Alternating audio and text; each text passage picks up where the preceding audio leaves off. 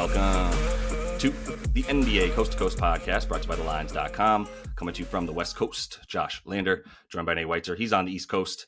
And we've got play of props here on a Tuesday for you guys. Going to be looking at 4 of these plays that we've got.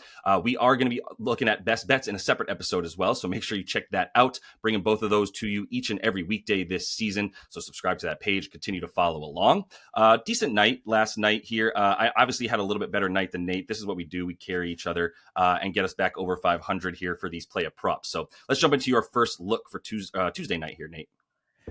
Yeah, I'm going to pivot and just take Jalen Duren here on the points over 13.5. It just seems like a better price. I have no problem if you want to go 24.5 points rebounds. He's probably a good look at the double-double. And at books, like MGM is offering still a good price on these points. At books where it's like minus 130 to get 14 points, you can tack on the rebounds and the 10 boards and get plus money, or you can just combine them because he does have 20.5 rebound chances his last 6. But if you look at the scoring, when Cade Cunningham is out there, over in 5 of the last 6 or 9 of the last 12, and the exceptions being very clear, Cavs twice and Orlando Magic, teams that can really guard down low. I mean, Jared Allen being a particularly tough matchup, basically the polar opposite of Nikola Vucevic, who, have been a sieve all season, the Bulls down low, and now even more, it's like time to pull the plug on any sort of competitive defense. Detroit had 80 paint points last matchup. I mispronounced that because it's so stark in the NBA. AD points in the paint. Duren, 21, 13, and 4, 9 of 11 from the floor. He shot 83% when he got paint touches, 100% on his 3 elbow touches. You compare that to the previous matchup earlier this season, where he only shot 50% in the paint, 54 on elbow touches, and still got this number at 15. He's gone over in 5 straight against Vucevic and the Bulls, 18.5 points, 14 rebounds, 5 on the offensive end. So again, no problem if you want to add some boards. But if you just look at the numbers, Vooch allows 70% at the rim in the restricted area this year, 14.5 field goals just on his own. So he is the last line of defense for a team that isn't stopping anybody. That's why the Bulls allow the most field goal attempts in the restricted area and the second most points to centers. Well, a well-articulated argument.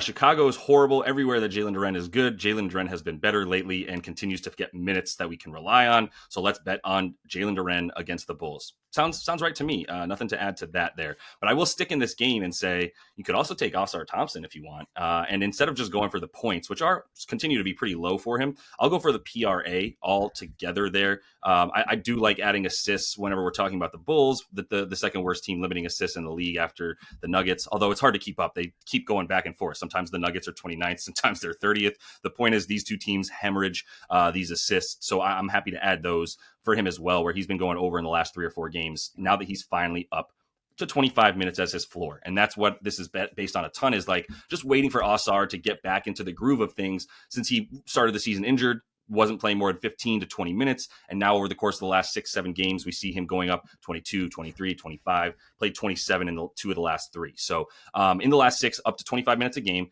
averaging 22 PRA per game in the 8 games where he's seen at least 25 plus. He's gone over this 18.5 number in 6 of 8 that he's played 25 plus minutes. And we could see him get up to 30. I mean, I think 25 is the floor at this point for him. I mean, there's the occasional weirdness with 23 minutes here and there, but they're trying to get him to 25 each game.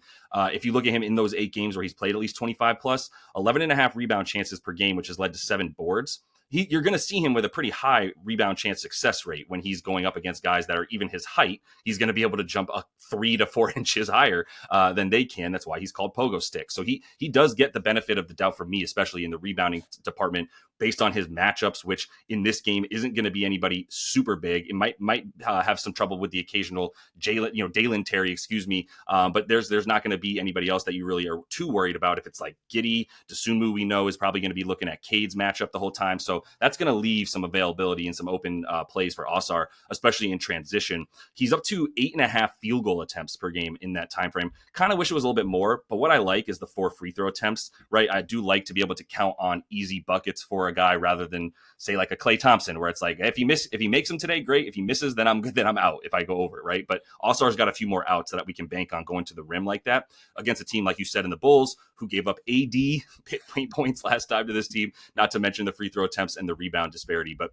the potential assists too, 5.5 potential assists per game in the time frame there where he's playing 25 plus. So that's a big reason why I also like to add them. 5.5 potential assists to get 2 or 3 in this one to add to things is not a tough number for me because he's at 16.5 on the PR. So you add the 2 assists that he needs. That's a pretty good number off 5 to 6 potentials.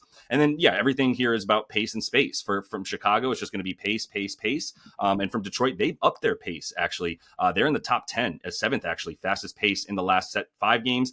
9th fastest pace in the last 10 games. So they've really upped this thing and started to play a lot faster, which is a reason I think they can feel comfortable having Jalen Duren out there as well. The two of them together, they really put together like a formidable front court. Tobias having a really good season for Tobias Harris too. I'm not going to go ahead and go into him too much, but the combo of Osar and Jalen Duren has worked a lot to up the pace and make this team a lot more athletic. So love both these guys in this game. Yeah, and their defense. I mean, when you get Alcire out there for more minutes, the defense is why I've been thinking about some Bulls unders here.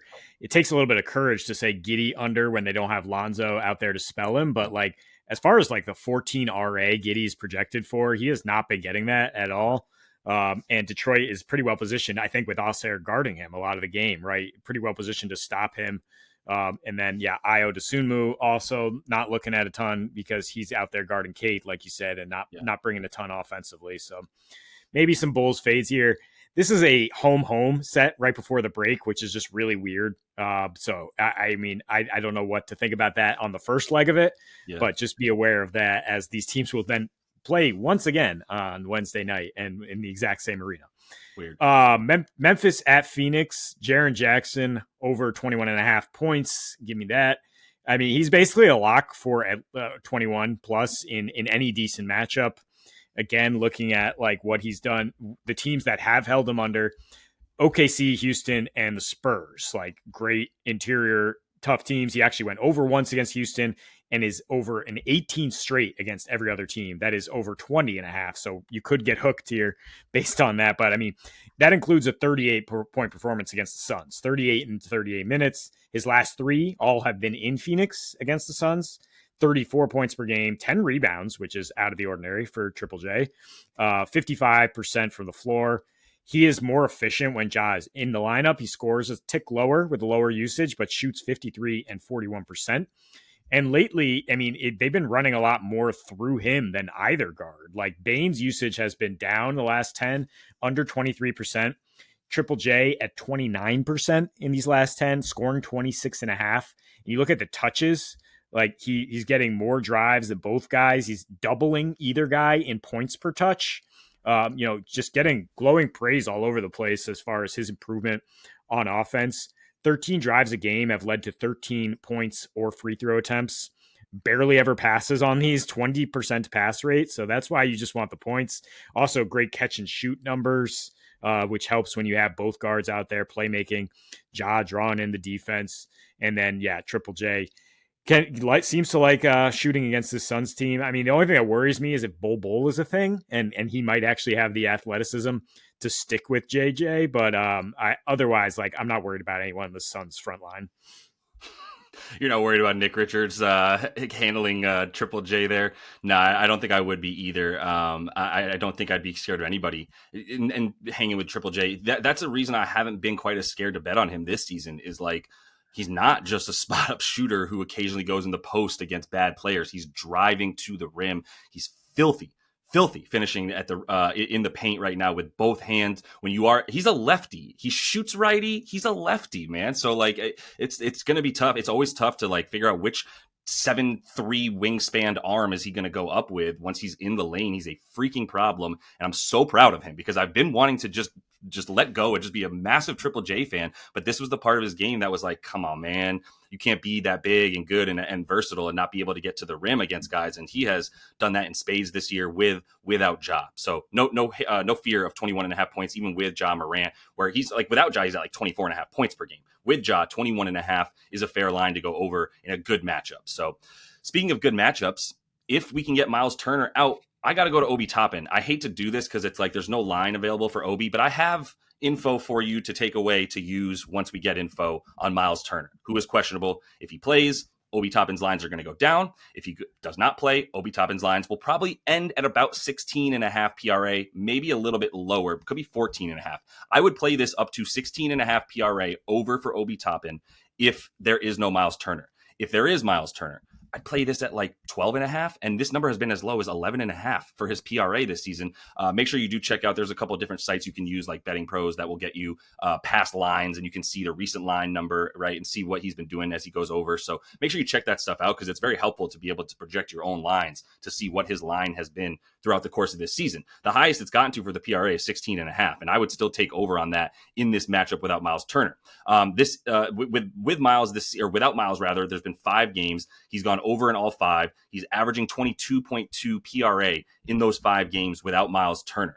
This is a great matchup for him, not just because it's the Knicks and the revenge narrative. It's not much of a narrative, if we're being honest, because Obi's not a starter on the other team who's just allowed to do what he wants. We get into that a little bit too much, right? The narrative stuff matters when Devin Booker gives a shit because Devin Booker has the ball in his hands for 40% of the game. So that's something I can bank on. Obi is still dependent on everybody around him to give him the ball. And Tyrese Halliburton isn't like, should I pass it more to Obi Toppin because he's playing against the Knicks? So I'm not going to use that. And I really wouldn't like to hear any of that as anybody's reasoning.